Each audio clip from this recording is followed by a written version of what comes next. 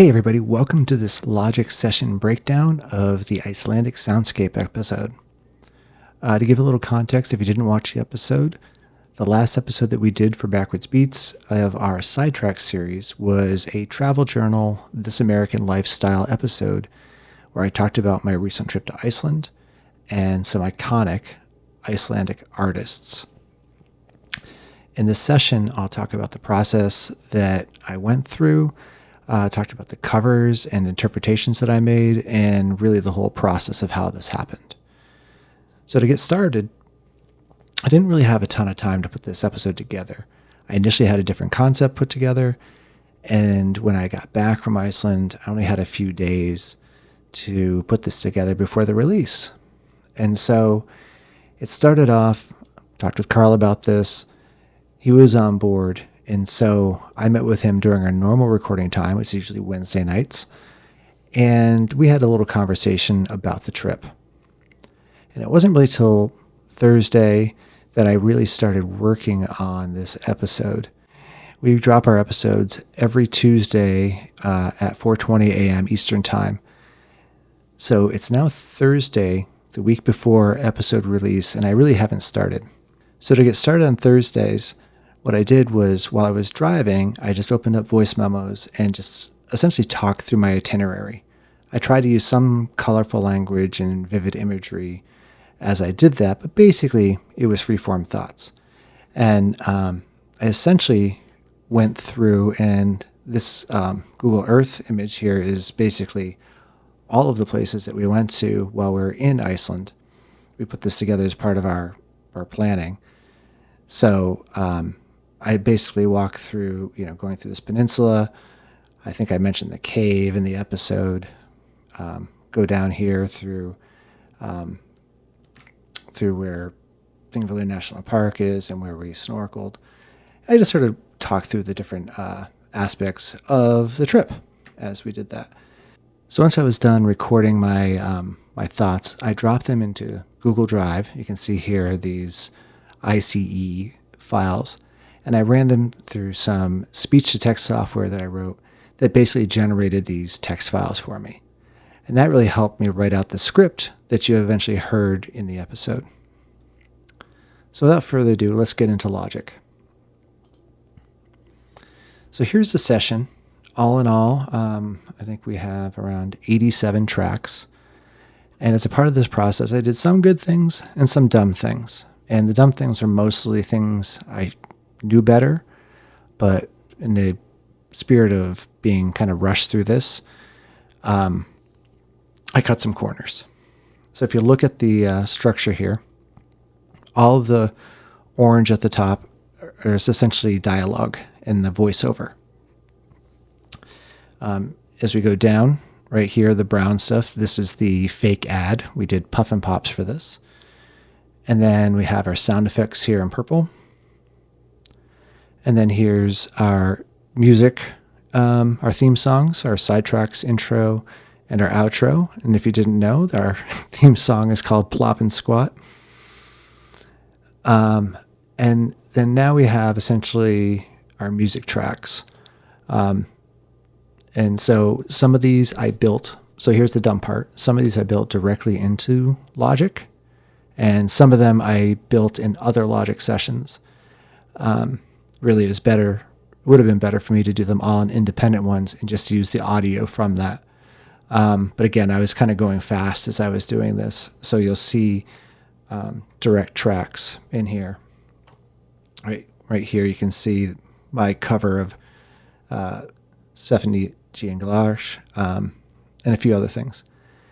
And you'll also see I basically have this track here that says external music. And this external music is really where I put the copyrighted material like Lady Gaga and Bob Marley. So that's what the external music track is for. So let's get into the voiceover here. The first thing you'll see up here, the voiceover main, that's my conversation, the narrative there. And you'll see how I interspersed sound effects. So let's just check out the initial voiceover by itself.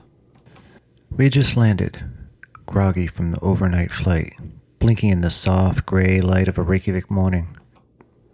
So I thought it needed a little bit more energy, a little bit more life. So in the spirit of the This American Life thing, I added in some sound effects. And down here you can see here's some airport noise. So you can hear it all together. We just landed, groggy from the overnight flight, blinking in the soft gray light of... So essentially, a lot of these sound effects are just things I downloaded off Freesound or other sites. Some things I did actually record myself, but generally it's just sounds that sort of get the essence of the environment. So here's the sound effects by themselves.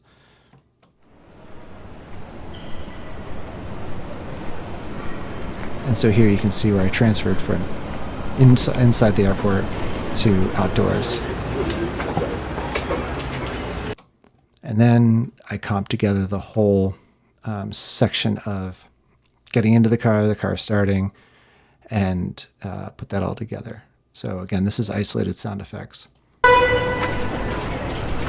So right there, it was convenient that the horn honk was right there, because the whole thing basically sounds like this. Outside the airport, we met our shuttle driver. So that horn honk goes right with the outside the airport. I thought that was nice.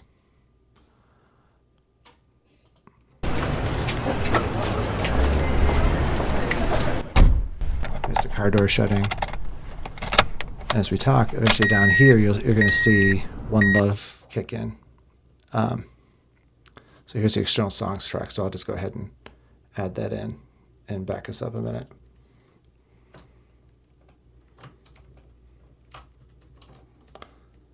So here you can see the getting into the car and then the music starting up.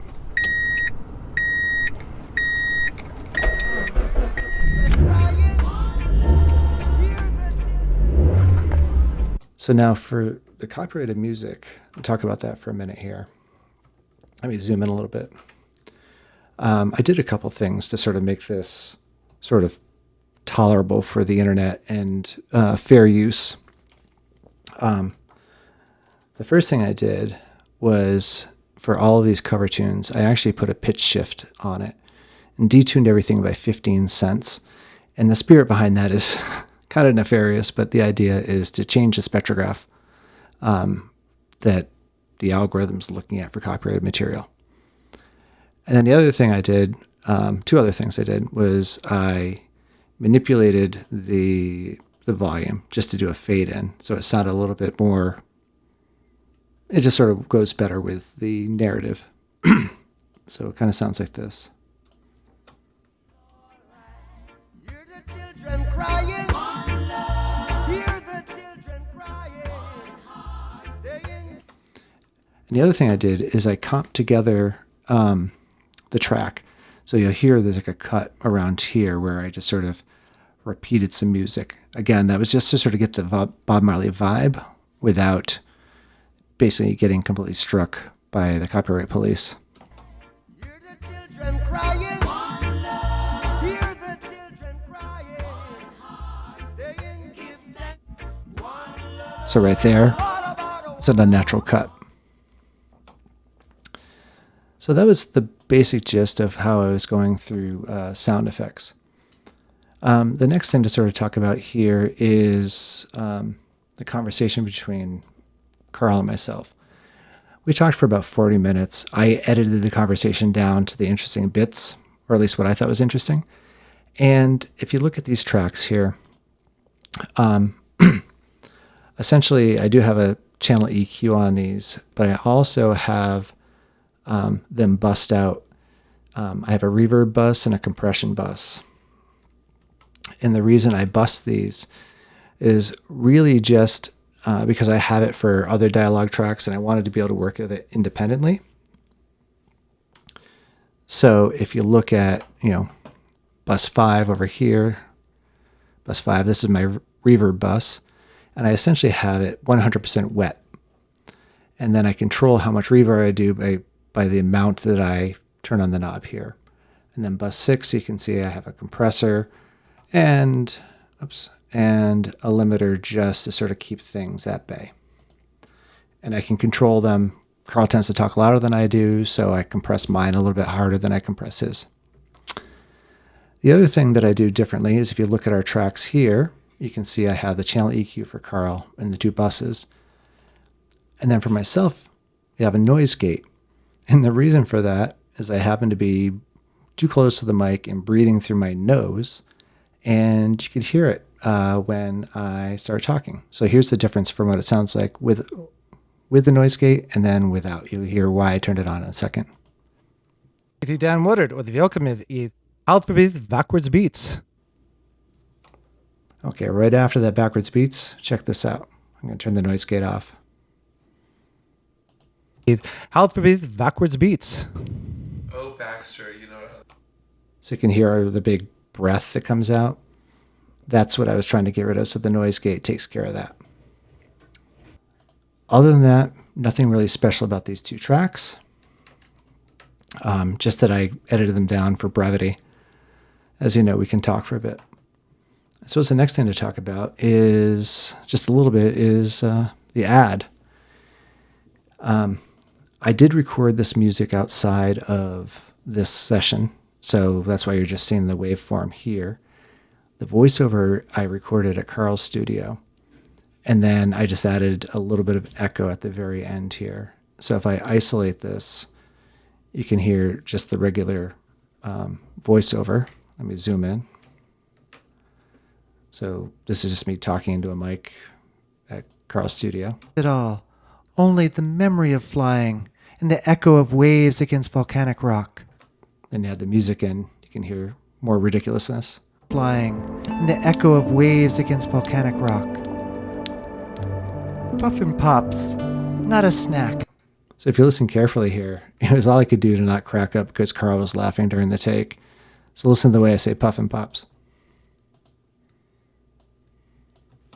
Puffin Pops. That's me almost losing my mind here. But the rest of the take was good enough, so we kept it. And then all that's left here at the end is this little bit of echo. And I'll let you know what I did for that. Basically, I wanted to have the whole word, and then I also wanted to have the echo kind of separately. I could have done it differently, but I did it as its own track. Acquired by the universe. So the line is... Some assembly required by the universe. And then I just added on a little bit of echo here. Some assembly required by the universe. And so the echo is just the tail end of universe. That's all that is. Moving on, I think this car ride is kind of a fun sort of experiment. Again, it's a composite of a bunch of sounds here. I was trying to, as I'm going through the narrative, I'm talking about the music I'm hearing on the radio. So let's just get started here through the transition. I have this background music. I'm going to mute this really quick here. Flying to Iceland means flying overnight, and even though it was 7:30 a.m. local time, our bodies were still somewhere around 3:30 in the morning. All right, so it's just, again, driving with narrative. So let me, I did make some background music, which is derivative. I frankly can't remember. This is based off of an Icelandic artist. I just can't remember which one I picked. It was like 2 o'clock when I put this together, 2 o'clock in the morning. It's not actually a cover. It's inspired by. So let me go back to the sound effects and talk through this really quick. So you can hear the car driving. And then now I get to this radio tuning stuff, and it's just standard radio static. So we'll go through that.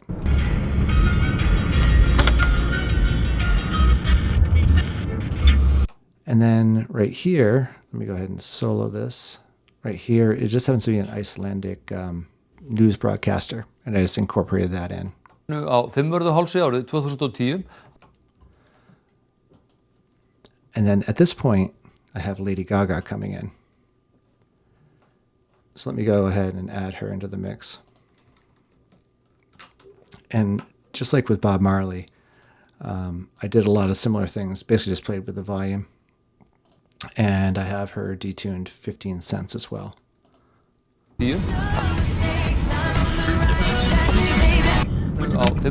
and just cutting off the born this way part. Again, trying to avoid the algorithm while still telling the story.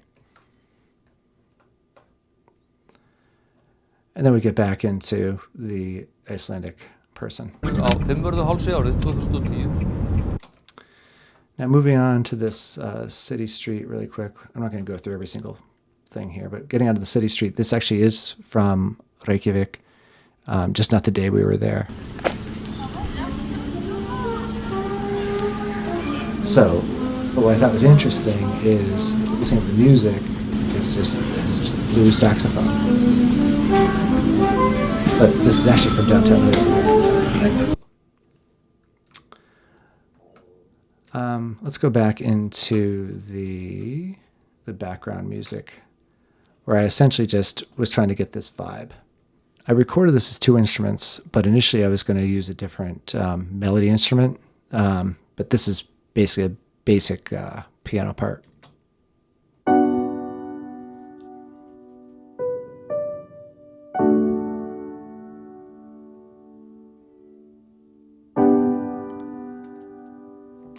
And what's interesting is if you look at the tempo up here, I have 110 beats per minute. Not every song's at 110. Sometimes I use an external click for that. Again, this is just derived roughly from a song. If I could remember what it was, I would credit the inspired artist. Moving on, we get to our hike, and we have the song Throne by Kiasmos, and this is essentially a cover of the song. It's pretty straightforward, very minimal cover. I did happen to find a loop, I think an Apple loop. I can't remember where I got the loop from. But this song essentially mimics the song Throne. You can see where I got it from if you listen to that song. And exploring nature. After breakfast, we left the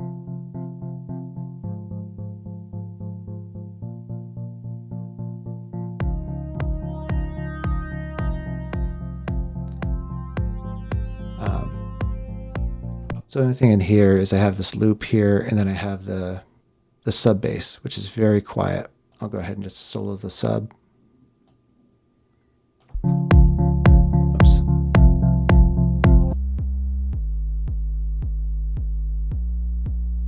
Barely audible.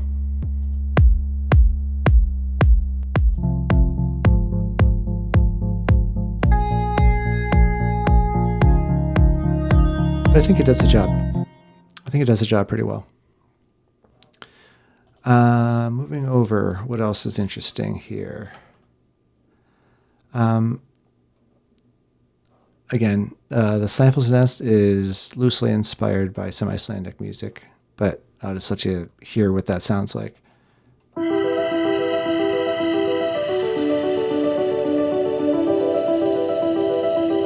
So it's essentially just piano arpeggios with some spacey sounds until you get into some violas that come in very quiet.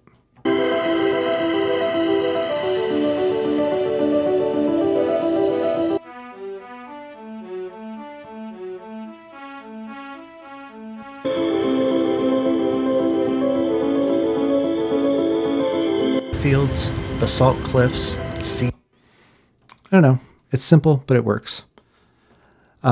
So these simple little arrangements, it really doesn't bother me that we did it right in the Logic session. Let's move on. Where else? The underwater ambience, I'm pretty happy with that. This is the snorkeling, I believe. Yeah, so let's talk about Zefinji and Galesh. So we'll walk into the ambience first. So this is a whole sound effects pile of stuff, so I'll just walk in initially with everything playing, and then I'll dial things out. We did something surreal. We snorkeled in the Silfra Fissure, a crack in the earth filled with glacial water that's been filtered through lava for over a century. It's some of the cleanest water on the planet that you can see over 100 meters in front of you.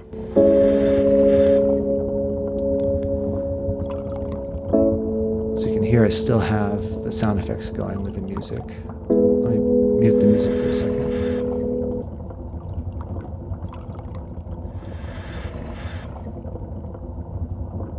If you can, so you can hear the breath sounds. It's very subtle. You can hear it all together, but I thought it was neat. So let's go ahead and break down the song really quick. Let's solo the music. Okay. So this is pretty basic here. This is a very rough cover of the song. It starts off with this basic organ part.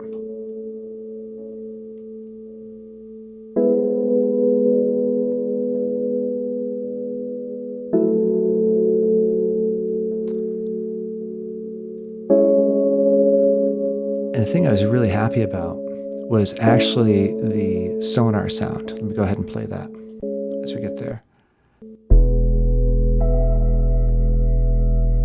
So I looked into this sound. Let me go ahead and solo just that sound. And you'll hear what it really sounds like, because this sounds pretty close to the original. So let's go ahead and solo this.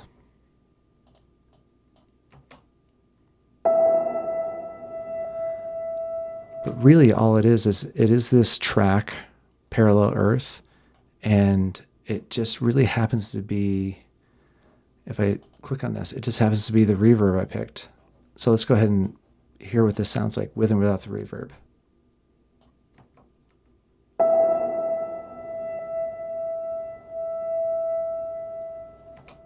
Now, if I were to take the reverb off,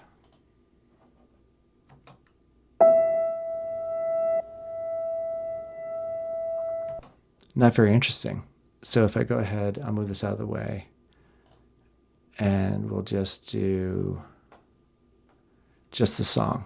So let's go ahead and get into this, and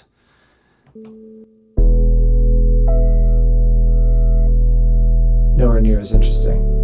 Now I'll go ahead and I'll turn the reverb back on. It's perfect. All right, the other interesting thing that is hard is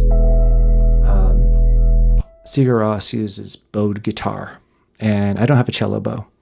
So I did my best to make a makeshift bow for the guitar. And then I just layered it with some cellos with distortion, just did some guitar harmonics and some distorted swells. So altogether, it comes out sounding like this.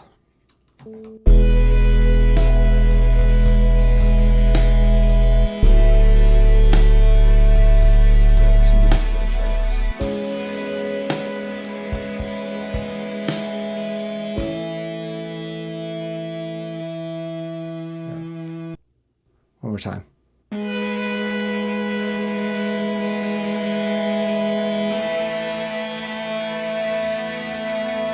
Now, if you listen to any one of these by themselves, really not that interesting. The bow guitar.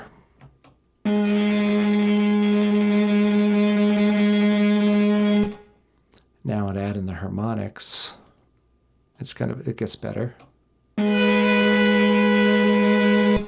So let's just hear the harmonics. So basically what I'm doing is I'm hitting a harmonic, turning up the volume, and I've got it says clean, but I actually do put some distortion on this eventually.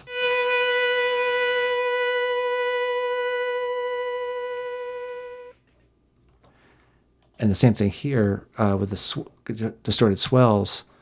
I'm just hitting the note and swelling it. So basically it sounds like this.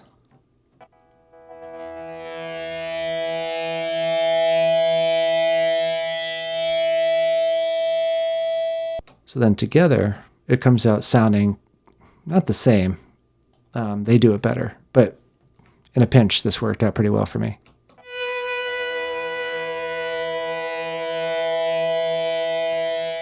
So I just offset the attacks. And then all together, I think it sounds good. I think the sub bass adds a lot to it. Oops. There we go. So it'll come in, and then when everything comes in, I think it sounds pretty good.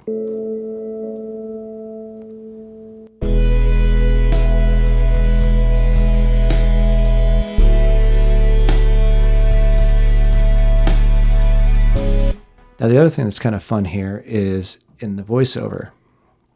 So let's go ahead, and you'll see up here it says, "Are you sleeping?" Let's go ahead and add that in. The song was featured in the movie Vanilla Sky. And if you remember, there's a whole scene with Penelope Cruz waking up Tom Cruise with the "Are you sleeping?" So I did record that and add that in. I don't know if you notice it.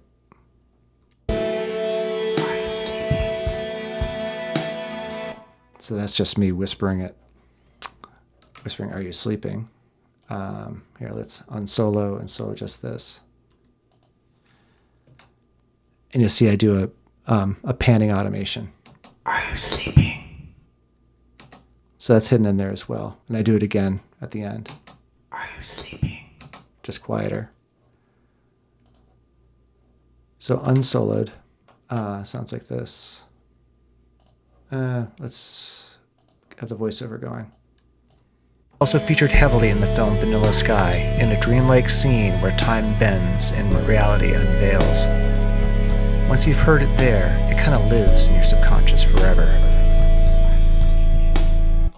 So you might not have noticed that little bit of reverb there, or not reverb, echo. I added that down here. Where is it? Here we go. Kind of lives in your subconscious forever. Just a couple little details. All right, moving on here. Let's just do maybe one or two other little things. I'm going to skip over my work to the climbing of the mountain. I think that's kind of interesting. For this one, I covered a song called Flight from the City from Johan Johansson. And in this one, I actually kept it pretty stark as far as the overall production. The main things I changed here was really just controlling the volume. You'll see the waveform here. I did record this externally. It's a very basic Logic session, and I can show that to you in just a second here. But basically, it's a very repetitive piece of music, which really kind of, to me, illustrates the mountain climb. So let's listen to it kind of all together, and then I'll isolate the track. The trail winds up a very steep open face.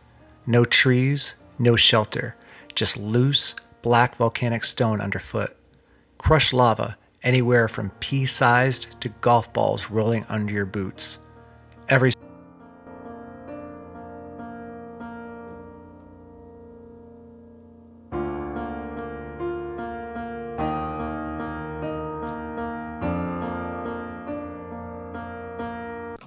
So you can hear it's just a gradual, volume crescendo.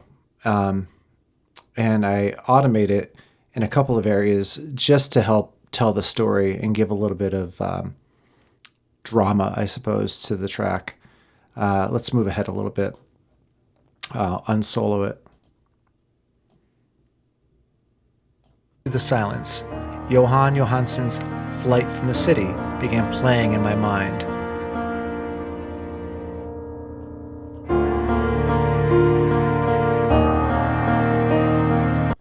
So here I'm just giving it space to breathe. Playing in my mind.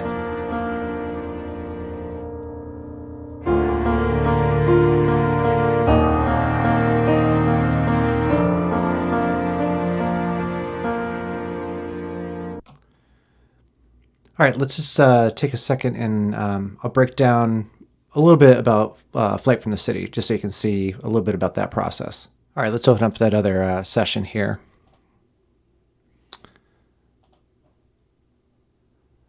Leave this one open here. Very basic track here. You can see I have everything bounced down to audio here. Let's just start from the beginning. You can hear actually how much louder it is than the original track. I brought the volume way down.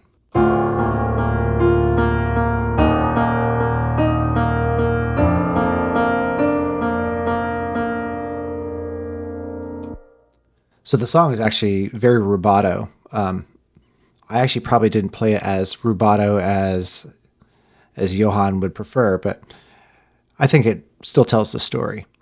One thing you'll see here is I have the track doubled. So let's go ahead and listen to this. This right here essentially is just a reverb track. You can see I have it cranked up over here, but let me just show you what it sounds like without it, and then you can hear what the other track sounds like. So let me mute this.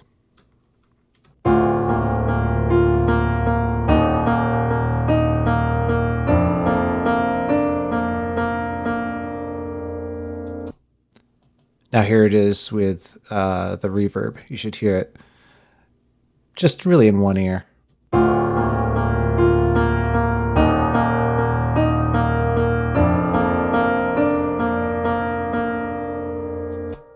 And here's the reverb isolated.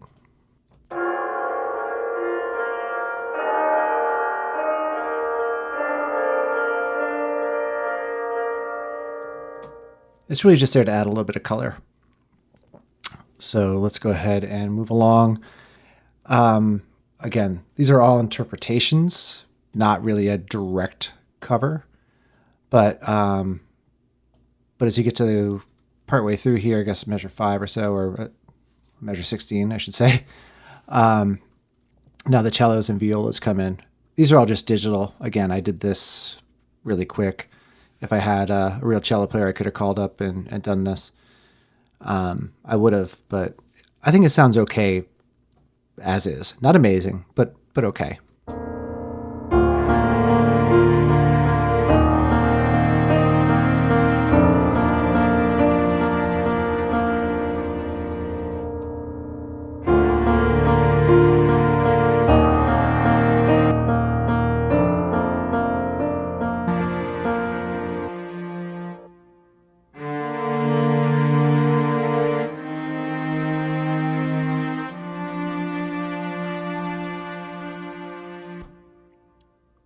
This really isn't quantized at all.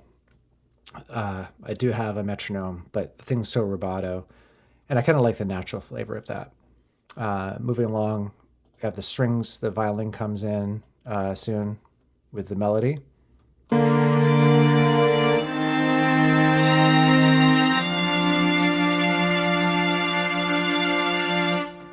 And I think if I had a different patch or I spent more time on it, I could get the violins to sound better. To me, it still sounds like a synth violin. Not my favorite, but I think altogether it works out. Let me start it back here. We'll play it one more time as is, and then I'll add in the piano.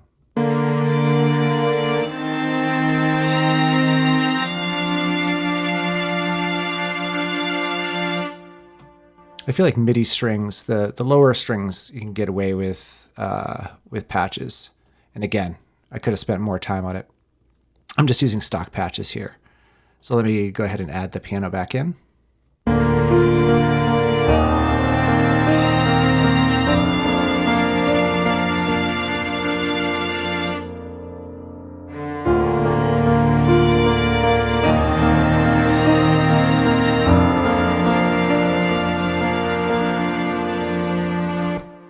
I kind of feel like it hides the crimes a little bit more with the piano going.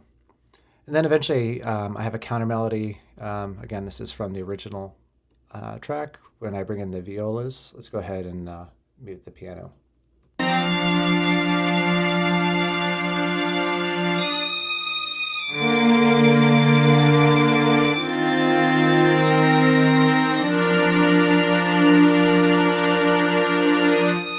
And this really adds some color since the violins go up the octave. Let me mute the violins. You can hear what the lower strings sound like.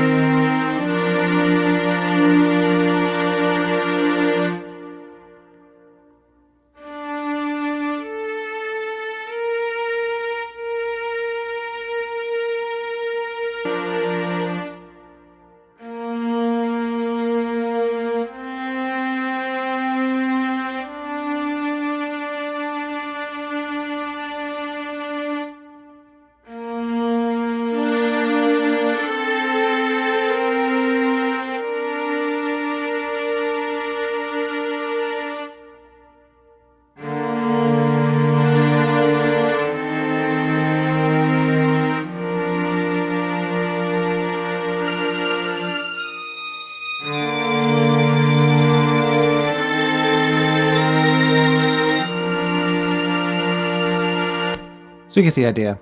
I think it works for the overall piece. What you see over here is a little bit of a train wreck. So I recorded this, and essentially when I did a destructive thing, so it's not actually sustaining as long as I would like.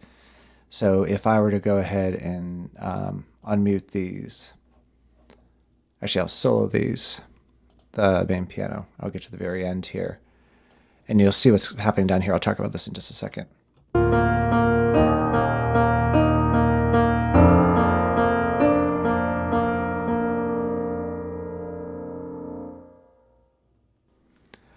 I just cut it too short is what I did.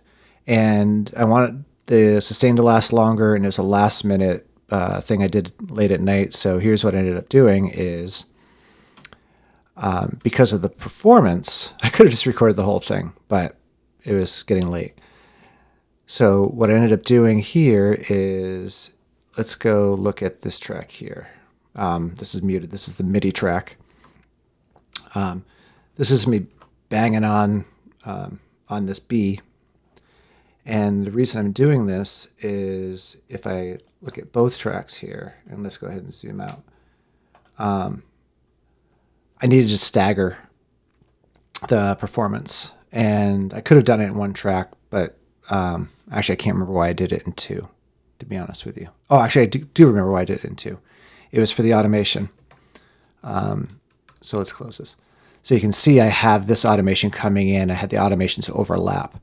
And so all this is doing, now this down here is the bounce down audio. This is just the raw audio here from the track. So if I just play this by itself, let's go ahead and solo this.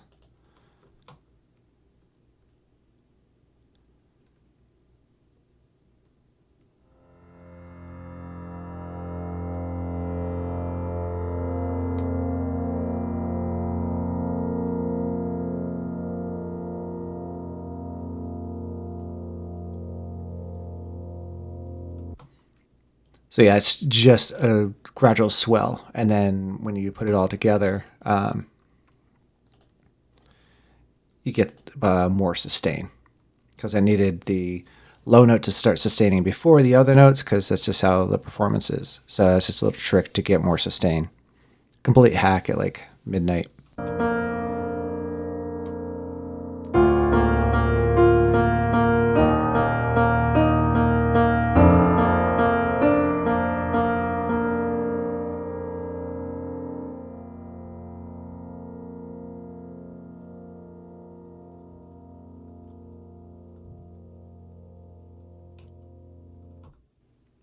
Almost a perfect crime. So anyway, let's get out of this one here and go back to the main, and let's wrap this up here. Moving on, when we get to the kayaking, I started adding in, and this is where I did an instrumental cover of Hyper Ballad by Bjork. I do have another Logic session, but this breakdown's getting kind of long, so I'm going to skip that. But essentially, I just tried to emulate to the best of my ability. I probably spent the most time on Hyper Ballad because Bjork is the biggest, at least the most well-known in the U.S. Type artist.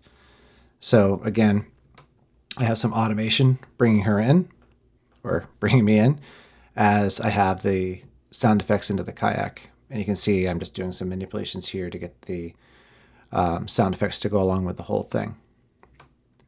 So if I start from right around here, I'll start, I guess, from the beginning. Way out east toward Vatnajökull, the largest glacier in Europe.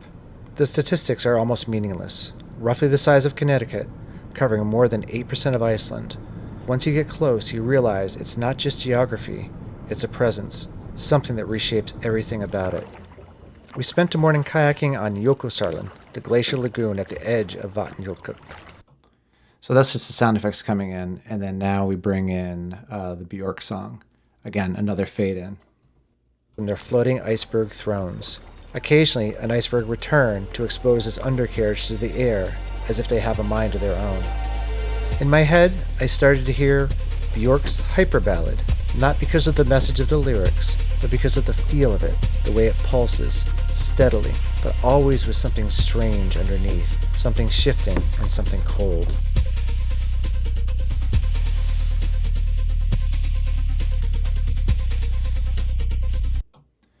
So this one actually took me a while to put this together. I think I'll do a separate logic breakdown for this one. I think this is 25 tracks in and of itself. It doesn't sound like it. It takes a lot to get the sounds layered. I'm not particularly thrilled with the way I did the melody here at the end, but I think it sounds close.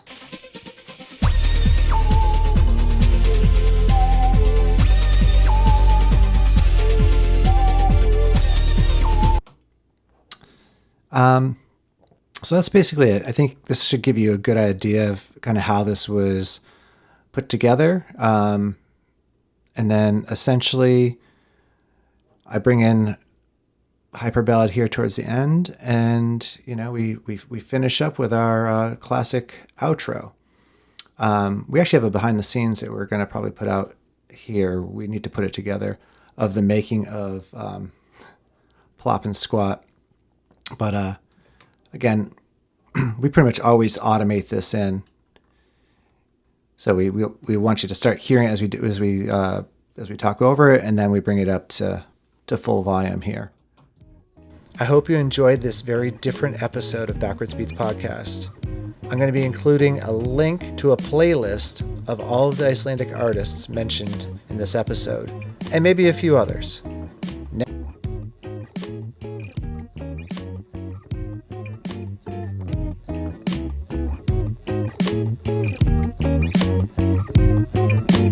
Backwards Beats Podcast is a Tunelwood production.